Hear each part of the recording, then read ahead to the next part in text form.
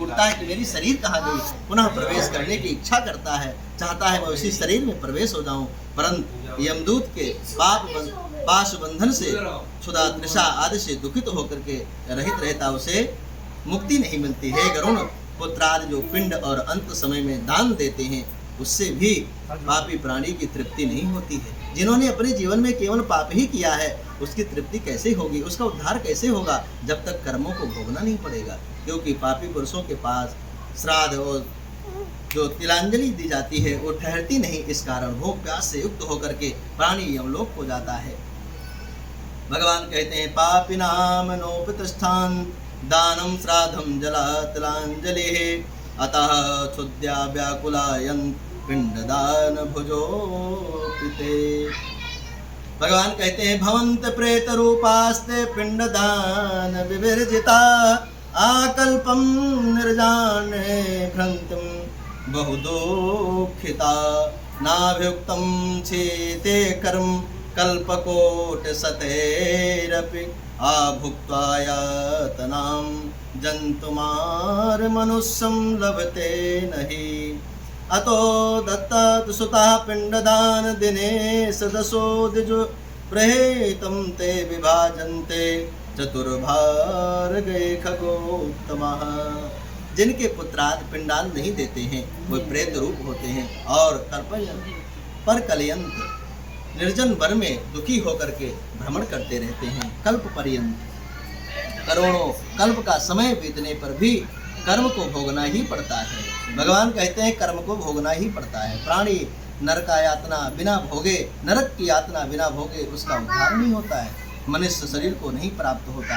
हे गरुण, जिस कारण पुत्र को चाहिए कि वो 10 दिन पिंड दान करे, उस पिंड दान के प्रतिदिन 4 भाग हो जाते हैं और उसमें 2 भाग तो पंच महाभूत देह को पुष्टि देने के लिए होता है, तृतीय भाग यमदूत का है और चतुर्थ भाग प्रेत भक्षण करता है, वो जीव उसको प्राप्त होता है। 9 दिन पिंड देने से प्रेत का शरीर बनता है, इसलिए रोज पिंड दान करना चाहिए।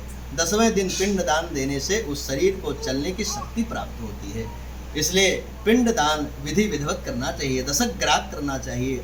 और हे गरुण, शरीर के दग्ध हो जाने के बाद पिंड से हस्त प्रमाण का शरीर उत्पन्न होता है, उससे वो मार्ग में शुभाशुभ फलों को भोगता है। प्रथम दिन के पिंड से मूर्धा, द्वितीय पिंड के दिन से ग्रीवा और अस्कंध, तृतीय दिन के पिंड से हृदय, चतुर्थ दिन के पिंड से पृष्ठभाग, पंचम पिंड दान से नाभि उत्पन्न होता है और षष्ठम और सप्तम दिन से पिंड कर्मसा देने से कटी और गुदा, 8वें दिन में पिंड से पूर्व, 9वें और 10वें दिन से देने से क्षुधा तृषा आदि उत्पन्न हो जाती है। 10 दिन तक पिंड अगर रोज दिया जाए तो उसकी शरीर अंगुष्ठे के बराबर तैयार हो जाती है और उसी आत्मा उसी शरीर में रहती है। भगवान कहते हैं पिंडजम देहमाश्रित्य क्षुधाभिष्ट तृषादिताः एकादशं द्वादशं च प्रेतो भुक्ते दिनत्रयम्।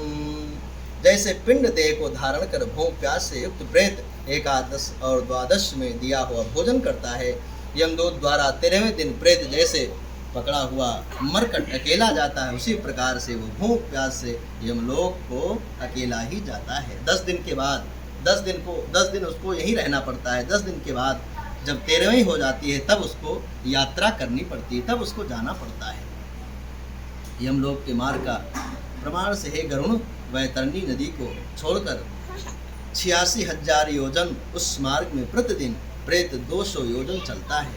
इस प्रकार से 43 दिन में दिन रात चलकर यमलोक पहुंच जाता है। इस प्रकार मार्ग में 16 पुरियों को पार कर पापी जीव यमराज के घर जाता है। इसी पुरियों के उल्लंघन करने के बाद आगे यमराजपुरी पड़ती है। पापी प्राणी यम पास में बंधे हुए मार्ग में हाहाकार करते हुए, रोते हुए, चिल्लाते हुए अपने घर को छोड़ करके यमराज की पुरी को जाता है। श्री गरुड़ पुराणे द्वादश द्वारे पापने मुक्तिमुष्टा दुखिनाम प्रथमोध्याय। श्री सूत जी महाराज कहते हैं, ऋषियों, गरुड़ जी महाराज से भगवान कहते हैं कि हे गरुड़ जी, कीदृशो यमलोकस्य पंथा भवति दुःखिता तत्र यंत्र तथा पापास्तन में कथया केशवः। गरुड़ जी कहते हैं कि हे भगवान, हे नारायण, हे केशव, यमलोक का मार्ग किस प्रकार कष्ट देने वाला होता है, वो जिस प्रकार से पापी मनुष्य जाते हैं वो हम सुनना चाहते हैं। कृपा करके मुझे समझा करके बताइए। हे प्रभु, मुझे सब कुछ समझा करके बताइए। भगवान कहते हैं कि ऐसे प्रश्न करने पर भी हे प्राणी को यमलोक का मार्ग बड़ा ही दुख देने वाला होता है। भगवान कहते हैं कि गरुण जी, मैं तुमको बताता हूँ, तुम मेरे भक्त जन तथा सुनने से तुम कंपायमान हो जाओगे। उस मार्ग में विश्राम लेने के लिए वृक्ष की छाया तक प्राप्त नहीं होती है तथा अन्नादि भी नहीं मिलता खाने के लिए, जिससे कि प्राणी की रक्षा नहीं हो सकती। अत्यंत तुषातुर प्राणी जलपान करे ऐसा भी मार्ग में कहीं जगह नहीं है। और साथ ही प्रलय काल की भांति 12 सूर्य वहाँ तपते रहते हैं। उस मार्ग में जाता हुआ पापी मनुष्य कभी शीतल वायु से पीड़ित होकर के उसे कभी सुख नहीं मिलता, कांटों पर चलना पड़ता, महाविषधर सर्पों में अविष्टित होकर के चलना पड़ता है। कितना दुख! लेकिन ईश्वर अंश जीव अविनाशी, भगवान आत्मा तो अमर है, उसकी कभी मृत्यु नहीं होती है, लेकिन दुख को तो भोगना ही पड़ेगा। जो तुमने कर्म किया है उस कर्म को भोगना पड़ेगा।